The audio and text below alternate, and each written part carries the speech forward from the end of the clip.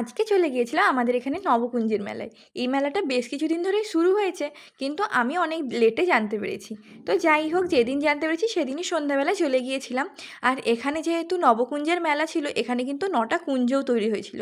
আর এখানে প্রোগ্রাম হচ্ছিল, আর তারপর আরেকদিকে ছিল খাওয়ার স্টল। এখানে সাধারণত নিরামিষ খাওয়ার, মিষ্টি জাতীয় জিনিস, মাশরুম পাকোড়া এসব বিক্রি হচ্ছিল। আর তারপর এখানে ছিল এই নবকুঞ্জের আরেকটা কুঞ্জ, যেখানে ঠাকুররাম হচ্ছিল, আর আরেকদিকে ছিল নিতাই গৌরাঙ্গের মঞ্চ। আর এই যে দেখো, এখানে আছে 9টা কুঞ্জ। প্রত্যেকটা কুঞ্জের কিন্তু আলাদা আলাদা নাম ছিল, কিন্তু আমার ঠিক মনে নেই 9টা কুঞ্জের কী কী নাম ছিল। তো আমি শুধুমাত্র ভিডিওই করে রেখেছি 9টা কুঞ্জের। তোমরা যদি কেউ নবকুঞ্জের 9টা কুঞ্জের নাম জেনে থাকো, অবশ্যই আমাকে কমেন্ট করে জানাতে পারো। আর এখানে কিন্তু অনেক ভক্তবৃন্দ এসেছিলো, আর অনেকে বাতাসা হরিলুটও দিচ্ছিল।